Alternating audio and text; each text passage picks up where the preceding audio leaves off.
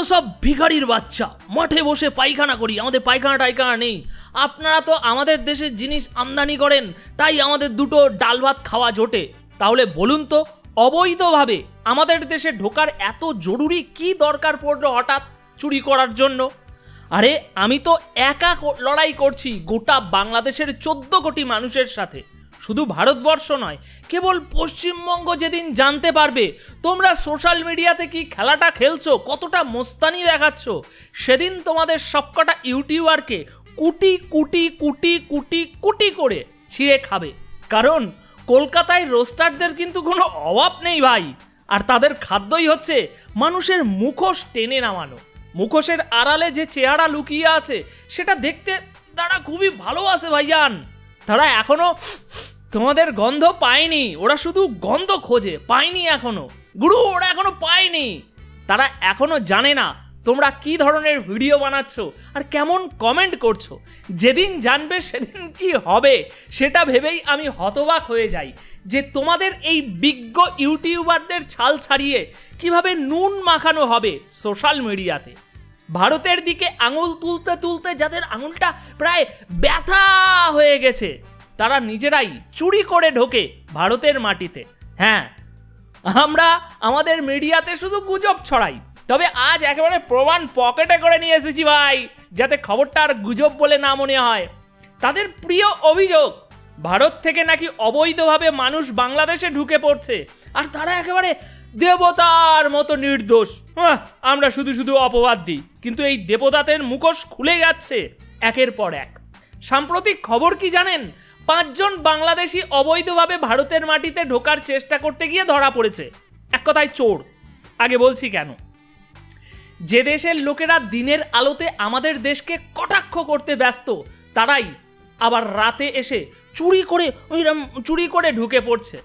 এই 5 জন যদি ভারতীয় মানুষ হতো আর তারা বিজেপির হাতে ধরা পড়তো, তাহলে এতক্ষণে বাংলাদেশের ইউটিউবাররা একেবারে হাগা মোতা সব বন্ধ করে দিয়ে ভিডিও বানানোর মেশিনে পরিণত হতো। কিন্তু যেই নিজেদের পিছনে আঙুল গেছে, এখন মুখ থেকে আর কোনো বুলি বার হচ্ছে না। এই খবরটা তারা একেবারে দেখতেই পাচ্ছে না, এক নিমেষে অন্ধ হয়ে গিয়েছে। কি ভাই জানে না, এরকম পাল্টি খাওয়া স্বভাব কেন? নিরপেক্ষভাবে বলো। মুখে দোষারোপ আর কাজে বেঈমানি, এটাই তাহলে আপনাদের সৎ চরিত্রের পরিচয়। যখন ভারতের কোনো মানুষ এই কাজটা করে, তখন তো আপনারা পুরো একেবারে নখ দাঁত বের করে ফেলেন। কিন্তু এখন নিজের দেশের লোকেরা যখন লুকিয়ে লুকিয়ে রাতের আঁধারে ভারতের দিকে দৌড় দিল, তখন সেই নখগুলো এখন কোথায় লুকিয়ে ফেললেন? আজকে আপনাদের কথা আর চলবে না, কারণ আমরা ধরে ফেলেছি এই বেঈমানি। চলুন এবার শুনি সেই আসল খবরটা, যা বলছে বাস্তবতা ঠিক কি। ত্রিপুরায় আবারও ধরা পড়ল বাংলাদেশের নাগরিকরা, আর এবার সংখ্যাটা 5। সম্প্রতিকালের অশান্ত পরিস্থিতির কারণে বাংলাদেশের সীমান্তে বেআইনি অনুপ্রবেশের সংখ্যা বেড়ে গেছে বলে অভিযোগ উঠেছে। আর সেই অভিযোগের প্রমাণ মিলল ত্রিপুরায়, যেখানে 5 জন বাংলাদেশি অবৈধভাবে ভারতে প্রবেশে চেষ্টা করতে গিয়ে পুলিশের হাতে ধরা পড়েছে। এই সেই 5টা চোর, আওয়ামী লীগ না কিন্তু, এরা 5টা চোর। কোথায় বাড়ি বলছি। ধৃতদের সবাই বাংলাদেশের রাজশাহীর চাপাই নবাবগঞ্জ জেলার বাসিন্দা। তারা ত্রিপুরা বাংলাদেশ সীমান্ত পেরিয়ে ভারতের মাটিতে পা রেখেছিল, কিন্তু আগরতলা উপকণ্ঠে লঙ্কামুড়া শহরে তাদের তৎপরতা ত্রিপুরা পুলিশের চোখ এড়াতে পারেনি। পশ্চিম আগরতলা থানার পুলিশ আধিকারিক পরিতোষ দাস জানান, পুলিশের কাছে আগে থেকেই গোপন খবর ছিল যে লঙ্কামুড়ায় কিছু বাংলাদেশি নাগরিক অবৈধভাবে অনুপ্রবেশ করছেন।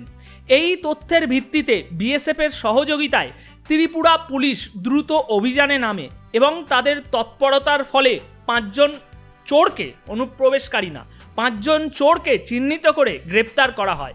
জিজ্ঞাসাবাদের সময় এই ধৃত চোরেরা স্বীকার করে নিয়েছে যে তারা বাংলাদেশের নাগরিক এবং অবৈধভাবে ভারতের প্রবেশের চেষ্টা করেছিল।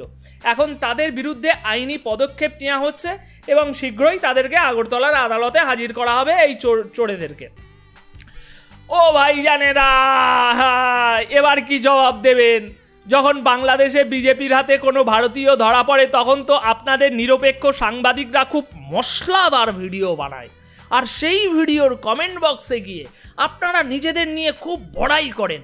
এখন বলুন তো, এই 5টা বাংলাদেশি চোর কেন আমাদের দেশে ঢুকলো? আমাদের তো পায়খানা টাইখানা নেই, আমরা ভিখারির বাচ্চা, কেন আমাদের দেশে আসলেন দাদা অবৈধভাবে, তাও আবার? এর জবাব দিতে হবে। মুখে মুখে এত কথা বললেন, এবার কিছু তো বলুন, আমরা শুনতে চাই। না না না ভাইজান, খেলবো না, কিন্তু এড়িয়ে গেলে কিন্তু খেলবো না, হবে না কিন্তু।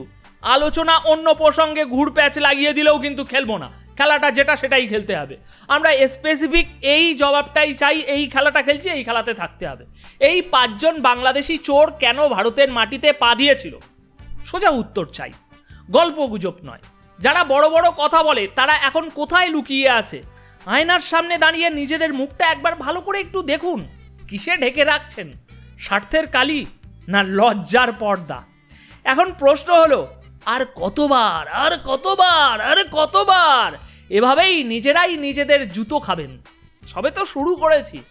এই প্রশ্নের সরাসরি জবাব দিন। 5 জন বাংলাদেশি ছোকরা কেন ভারতের মাটিতে পা দিল, তার সোজা সাপটা উত্তর চাই। আর এড়িয়ে গেলে বুঝে নেব, মুখে শুধু বাতাসা, কাজের বেলায় খালি পা পিছলে যায়। যারা বুদ্ধি নিয়ে আসতে চান কমেন্ট বক্স খোলাই আছে, কিন্তু মনে রাখবেন, আজকের প্রশ্নটা এড়িয়ে গেলে তোমাদের মুখোশ কিন্তু আরো একবার খুলে যাবে। আর যারা ভালো কথা, বিশেষ বুদ্ধিশালী যারা গালাগালি নিয়ে কমেন্ট বক্সে আসতে চান, তাদের কাছে একটা ছোট্ট অনুরোধ, আপনার আব্বার পরিচয়টা ওই কমেন্টের পাশে লিখে দেবেন। কারণ যখন আপনাদের বুদ্ধির ফোড়ন পড়ে, তখন সেটা কার কাছ থেকে পেয়েছেন সেটা জানার একটু আগ্রহ হয়, তো তাই এই রিকোয়েস্টটা করলাম। আশা করি লিখবেন। তো বন্ধুরা, পরের ভিডিওতে আবারও ফিরবো আরও কড়া জবাব নিয়ে। সাবধান থাকুন, আমরা কিন্তু চোখে চোখ রেখে কথা বলি। সবে তো মুখোশ খুলতে শুরু করেছি, আগে দেখুন আরও কি বেরিয়ে আসছে। এই নাটকের শেষটা কিন্তু বাড়ি মজাদার হবে, তাই থাকুন আমাদের সাথে। শেষ আমিই লিখব, খেলুক এরা কত খেলবে।